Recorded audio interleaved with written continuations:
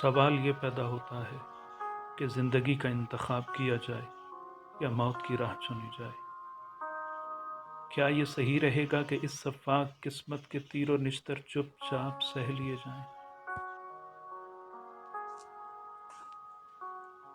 یا دکھوں کے اس سمندر کے خلاف ہتھیار اٹھا لیے جائیں اور رنج و آلام سے نبرد آزما ہو کر ان کی ہستی کو مٹا دیا جائے؟ یہ موت ہے کیا؟ یہ فقط ایک نیند ہی تو ہے، اس سے بڑھ کر کچھ نہیں۔ اور اس نیند سے ہم درد دل سے بھی نجات پاتے ہیں اور قدرت کی طرف سے ملنے والے ان ہزار صدمات سے بھی جان چھڑا لیتے ہیں جو ہمارے جسموں کو ورثے میں ملے۔ غموں کا شکار ہر شخص شدت سے اس تکمیل کی تمنا کرتا ہے۔ مرنا سو جانا ہی تو ہے۔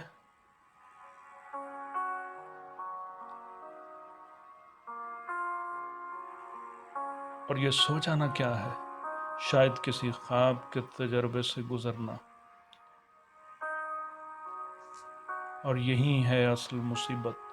کون جانے کہ جب ہم زندگی کے ہنگاموں سے جان چھڑا کر موت کی نیند میں ڈوب جائیں تو یہ نیند ہمیں کیا کیا خواب دکھلائے۔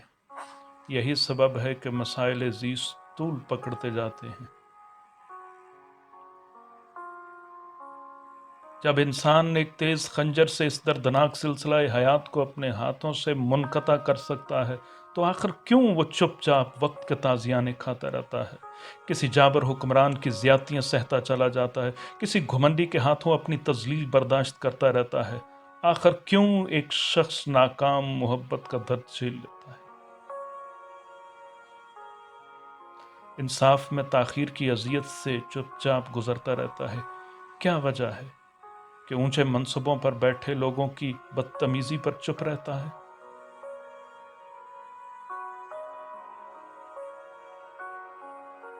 کیوں بھلا ایک اہل اور حقدار شخص صبر کا گھونٹ پی کر ایک نااہل شخص کی ٹھوکریں کھاتا رہتا ہے، صرف اس لیے کہ اسے موت کے بعد کا سلسلہ خوفزدہ کر دیتا ہے؟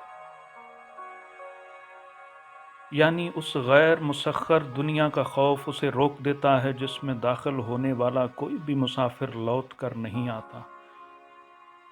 یہیں مرنے کا ارادہ ڈگمگا جاتا ہے اور ہم مجبور ہو جاتے ہیں کہ کنجان دنیا کی طرف کوچ کرنے کی بجائے اسی دنیا کی خباستیں برداشت کرتے چلے جائیں۔ یہی سوچ ہمیں بزدل بنا دیتی ہے اور عزم و ارادے کے اصل رنگ پر تذبذب کا کمزور رنگ چڑھ جاتا ہے۔ اسی سوچ سے طاقت و جرت کی متقاضی مہمات صحیح ڈگر اختیار نہیں کر پاتی اور ہمارا جذبہ عمل ماند پڑ جاتا ہے۔ سوال یہ پیدا ہوتا ہے کہ زندگی کا انتخاب کیا جائے یا موت کی راہ چنی جائے۔